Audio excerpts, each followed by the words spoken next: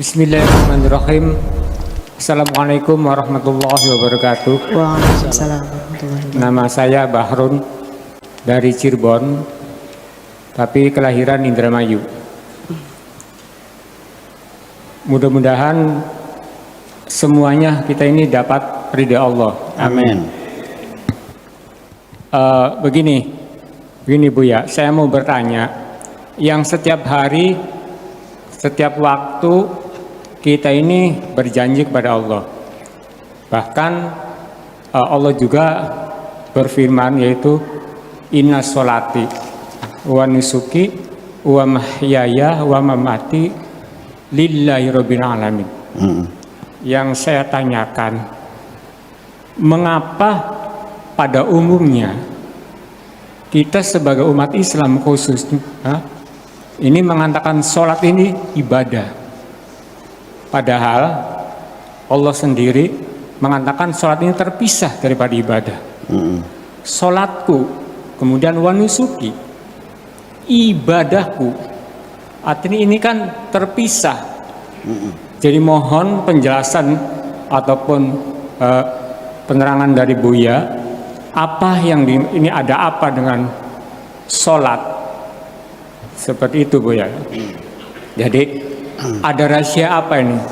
Tapi pada umumnya itu kita mengatakan sholat itu ibadah, tapi nyatanya Allah mengatakan terpisah daripada ibadah. Seperti itu Bu ya. Ya. Bagaimana ini? Ini menurut pandangan Bu ya seperti apa Bu ya? Terima kasih. Barangkali saya ini ada kesalahan ataupun kurang pas dalam pertanyaan. Mohon maaf. Waalaikumsalam warahmatullahi wabarakatuh. Waalaikumsalam. Siapa yang salah? Kita jangan menunjuk dulu. Tapi dalam proses perjalanan bergulirnya peradaban Islam, itu lebih banyak yang mengawal adalah para fuqaha dibandingkan ulama. Yang maksud saya ulama itu para saintis, ilmuwan, cendekiawan. Dalam persaingannya para ilmuwan meninggalnya mengenaskan semua kok. Dibantai oleh para fuqaha itu, yang dituduh zindik, dituduh musyrik segala macam. Iya. Ya nasibnya Ibnu Rushdi, Ibnu Sina, Ibnu Bajjah, Ibnu Tufel, para ilmuwan itu juga matinya mengenaskan semua. Iya. Jadi di mana awalnya? Karena para fuqaha sendiri itu membuat satu framingan para fuqaha ini. Coba silakan baca di kitab-kitab fikih. Itu pertama adalah bab al-ibadat, kemudian bab munakahat, ya kan?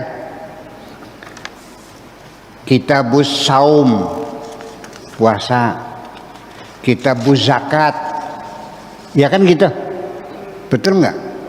Terus lagi jinayat, kriminal, pidana, kemudian ada lagi ahwalus saksiyah. Jadi framing yang dibuat itu oleh para fuqaha bahwa sholat itu masuk dalam framing ibadah, dimasukkan dalam ibadah oleh para fuqaha itu. Dari mulai wudunya, tayamumnya, ya kan, sholatnya dan sebagainya itu masuk bab ibadah. Nah itu. Jadi kalau Anda ingin memisahkan sholat dari bab ibadah, ya sudah sulit ya, sudah sekian ribu tahun lamanya konsep-konsep itu sudah berlaku, sehingga apresiasi, sehingga pemahaman masyarakat umum ya ibadah itu ya sholat akhirnya.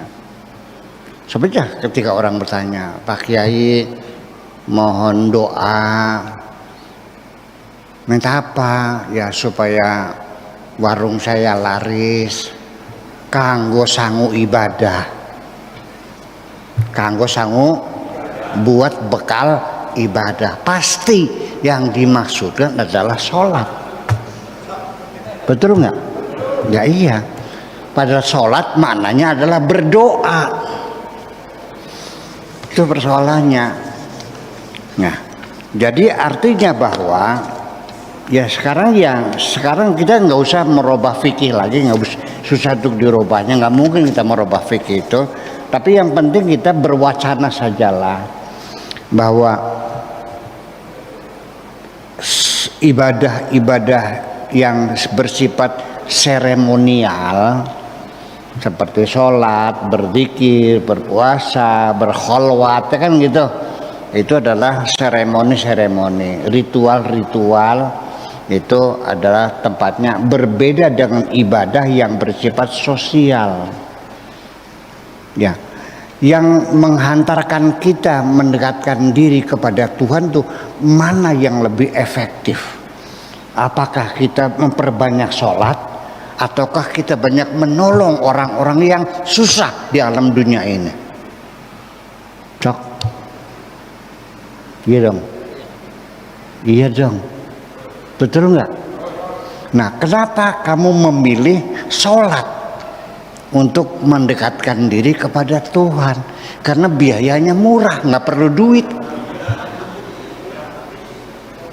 Tapi kalau nyantuni anak yatim, bantu pesantren, mendirikan sekolah, ya kan begitu, ya, merawat orang-orang gila yang bertebaran di jalan itu, kita kumpulin bikin rumah perlindungan buat mereka, ya, anak-anak yatim yang cerdas-cerdas suruh sekolah, biayanya miliar-miliar, ya, ngambil uang dari kantong nih berat. Kalau sholat nggak perlu duit. Ambil air wudhu bayar nggak? Enggak kan? Iya, masuk masjid beli karcis nggak? Gratis. Ya gitu, jadi barangnya Mas Herman luru gratisan bayiku aja. Mencari yang gratis-gratis saja. Dengan tidak mengurangi. Jangan lalu untuk Buya tuh meremehkan sholat, salah pahaman yang baik. Selesai, sholat wajib. Rukun Islam sudah selesai. Tetapi dalam sering saya katakan bahwa orang yang ingin ketemu Tuhan dengan memperbanyak puasa, banyak sholat, mencari mursyid kemana-mana, masuk gunung, keluar gunung, masuk hutan, keluar hutan, ke padang pasir mencari mursyid, pengen ketemu Tuhan, sampai akhirnya mati tidak berhasil. Dipersalahkan oleh Tuhannya sendiri. Kamu salah mencari aku ke gunung-gunung, ke hutan-hutan.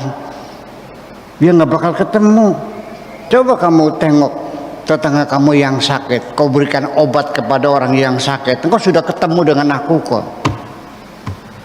Coba kamu datangi temanmu yang meninggal dunia, kau antarkan ke kuburan, sudah ketemu sejak dulu.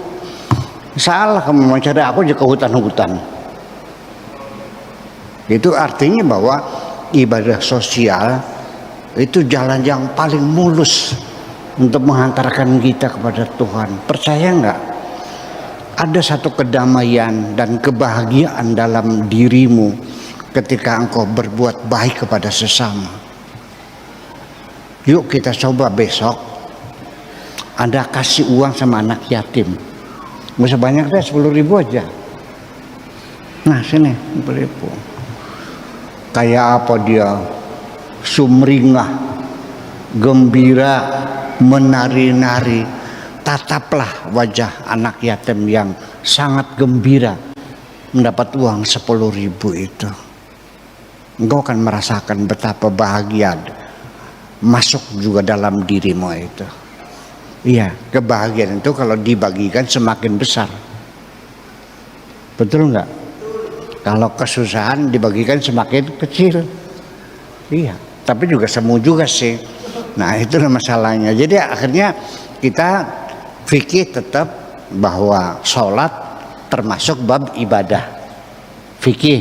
Tetapi pikiran kita sekarang mulai dibangun bahwa ibadah itu bukan jenis pekerjaannya. Jangan kau katakan bahwa sholat ibadah, kalau macul kerja. Ngaji Quran ibadah, kalau ngajar matematika kerja. Betul nggak? Nah, ini kan dikotomi itu kan itu persepsi Anda. Persepsi Anda sendiri yang membuat garis demarkasi dikotomi mana ibadah mana kerja. Kita menjadi terjebak nantinya. Jadi orang karena dia itu sholatnya hanya hari Jumat saja, sehari-hari tidak pernah sholat berjamaah, ya, pagi jam 4 sudah ke sawah, pulang larut malam. Masya Allah, orang kok gila-gila, hubud dunia, ya, mencari harta berlebih-lebihan sampai nggak inget sholat. Kita merendahkan orang semacam itu. Nanti dulu, belum final menilai orang semacam itu. Jangan kau anggap hanya engkau yang beribadah, tapi dia itu yang jauh dari masjid, tiap hari di sawah. Nanti dulu, belum selesai. Mana yang hebat di mata Allah? Yuk kita lihat. Ya, kamu yang di masjid, sholat bersama tiap hari, rebutan kotak masjid. Dia yang tiap hari ke sawah mencari uang, tetapi setelah uang ada di kantongnya, dia bagikan kepada anak-anak yatim, dia bantu banyak pesantren. Jadi siapa yang lebih beribadah?